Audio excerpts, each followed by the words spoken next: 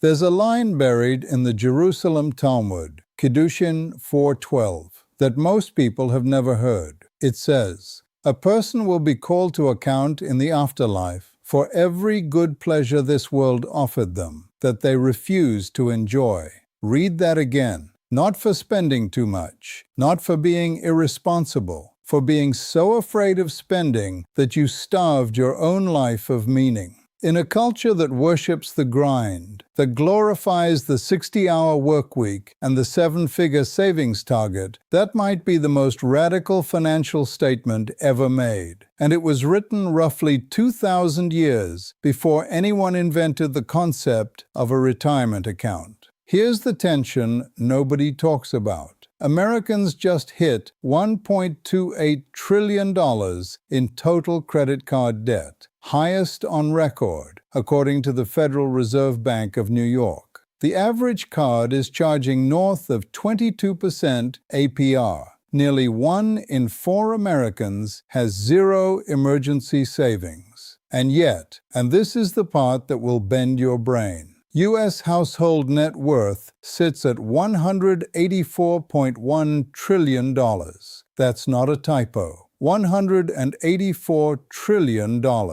So we're simultaneously the richest population in human history, and a population where 60% of people say they're uncomfortable with how little they have saved. Something in the equation is broken. And I think the Torah diagnosed the problem a very long time ago. Let that sink in for a second. We live in a country where the collective balance sheet has never been fatter, but individual financial anxiety is at epidemic levels. The Bankrate Emergency Savings Report from early 2026 found that 58% of Americans say their emergency savings haven't grown in the past year. 29% say their savings actually shrank. Meanwhile, 47% of credit card holders are carrying a balance month to month, many of them just to cover groceries, utilities, and the basic cost of being alive. This isn't a spending problem in the traditional sense. This is a structural problem,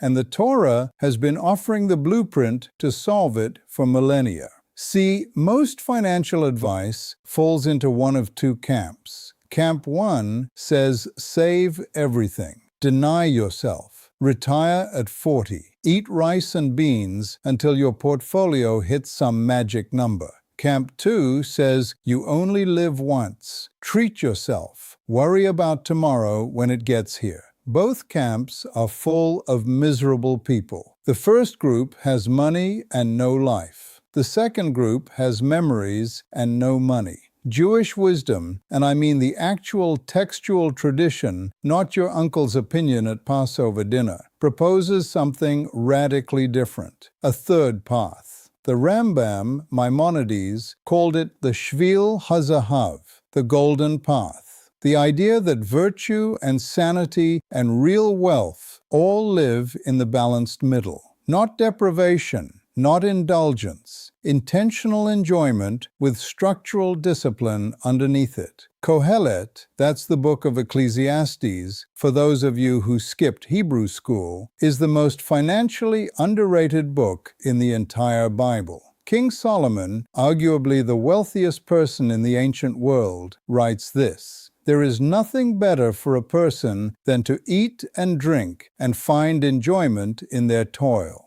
This isn't Solomon saying, blow your paycheck at the bar. He's making a philosophical argument that enjoyment itself is part of the purpose of labor. You don't work just to accumulate. You work so that you can live. And if your financial plan doesn't include actually living, then congratulations. You've built a beautiful prison with a really impressive balance sheet. Now, before anyone clips this out of context and puts it on TikTok with the caption, "Rabbi says spend all your money," let me be very clear about what the tradition actually teaches. The Torah builds enjoyment on top of a financial foundation, not instead of one. There's an architecture to this.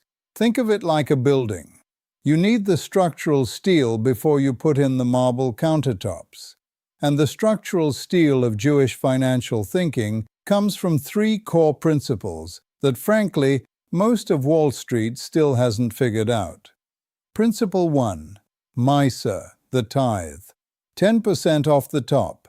Before you spend, before you invest, before you do anything, you give.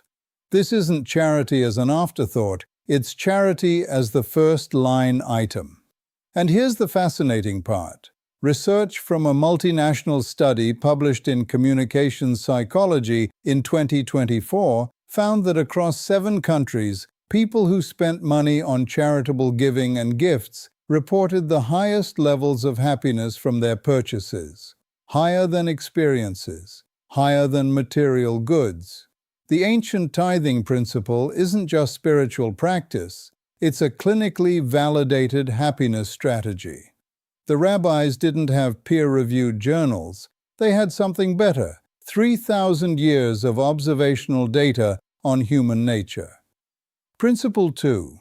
The Talmud, in Bava Metzia 42a, says a person should always divide their wealth into 3 parts, a third in land, a third in business, and a third in liquid assets. I've talked about this before, but it's worth repeating because every time I mention it, someone in the comments acts like I just revealed the location of buried treasure. This is diversification, written almost 2 millennia before Harry Markowitz published Modern Portfolio Theory and won a Nobel Prize for basically saying the same thing. Land is your real assets, real estate, tangible holdings. Business is your growth engine, equities, your career, entrepreneurship. Liquid is your safety net, cash, bonds, accessible reserves. When your portfolio follows this architecture, you can afford to enjoy your money because you've built resilience into the system. You can take the vacation because a third of your wealth isn't going anywhere. You can buy the nice dinner because another third is compounding while you eat.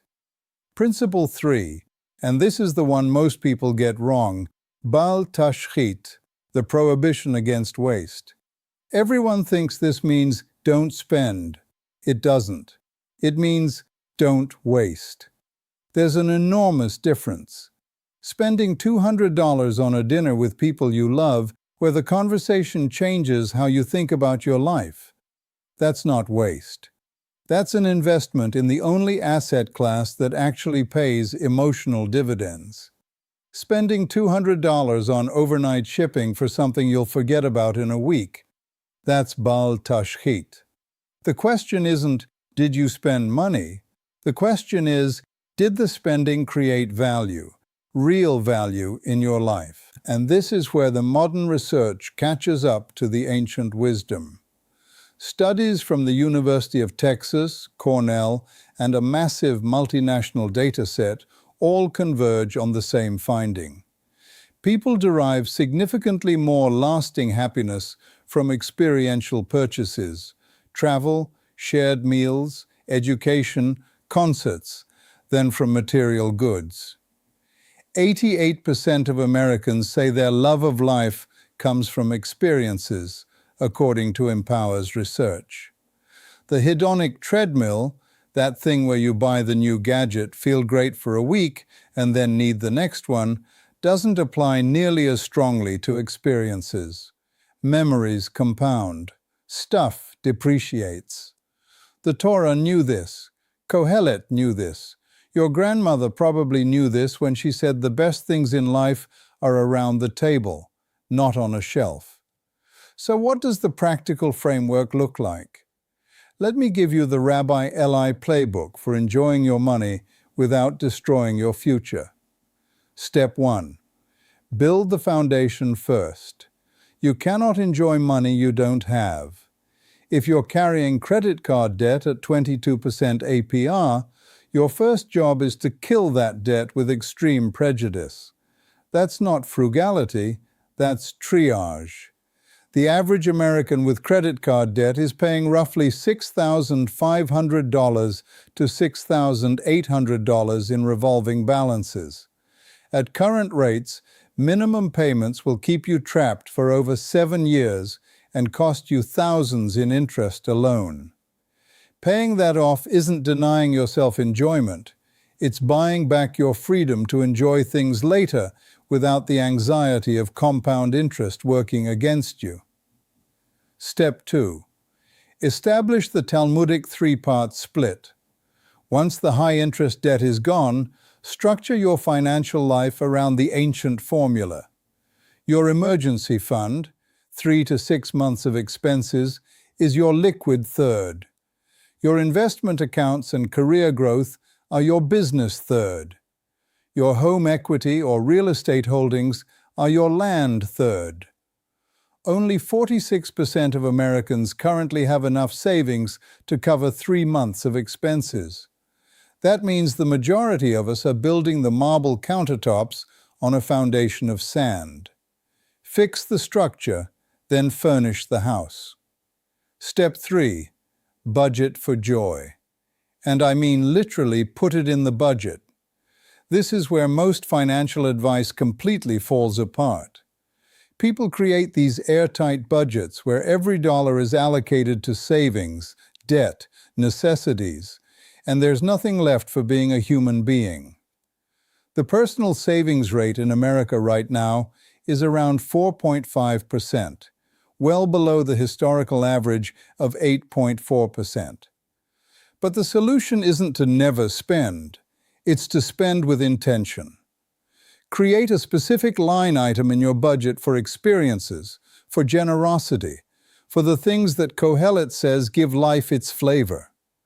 Maybe that's 5% of your take-home. Maybe it's 10%. The number matters less than the fact that it's intentional, planned, and guilt-free.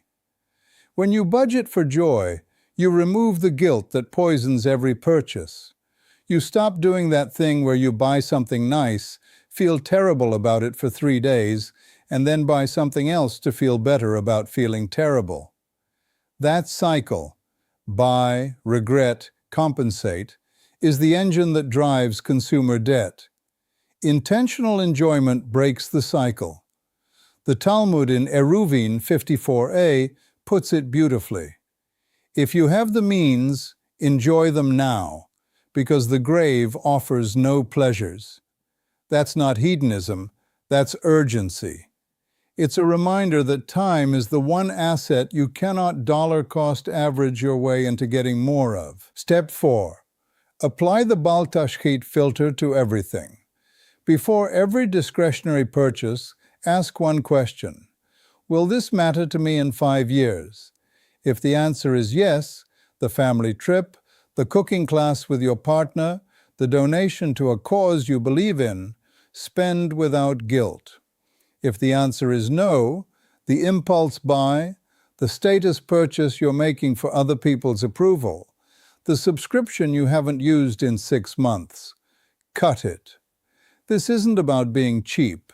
This is about being strategic with the most non-renewable resource you have, which isn't money. It's time.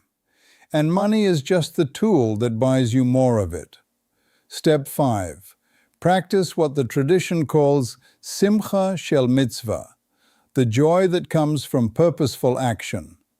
The happiest spending isn't selfish spending, and it isn't purely selfless spending. It's purposeful spending. Money spent on strengthening your relationships, deepening your knowledge, improving your health, and contributing to your community generates returns that no brokerage account can match. A 2024 study across 7 countries found that spending on education and personal development ranked among the highest happiness-producing purchases, right alongside charitable giving and experiences. The rabbis taught that genuine simcha, genuine joy, comes not from acquisition, but from alignment, when how you spend matches who you actually are and what you actually value. Here's the bottom line. You were not put on this earth to be a savings account with legs, but you also weren't put here to be a cautionary tale about consumer debt. The Torah, in its financial wisdom that somehow predates every modern economic theory, teaches that money is a tool for building a meaningful life, not a scoreboard, not a security blanket, a tool. And like any tool, it works best when you use it with skill, with intention, and yes, with a little bit of joy. My grandfather used to say, in Yiddish naturally, because wisdom always sounds better in Yiddish, Geld is Kelim, nicht der Tachlis. Money is the vessel, not the destination. He wasn't a financial advisor. He owned a small shop. But he understood something that half the people on financial Twitter still haven't figured out. The point of building wealth isn't to have wealth. It's to have the freedom to live in a way that matters. The Jerusalem Talmud says, you'll answer for the pleasures you refused. Wall Street says you'll pay for the risks you didn't manage. Both are right. The genius of the tradition is that it figured out how to honor both truths at the same time.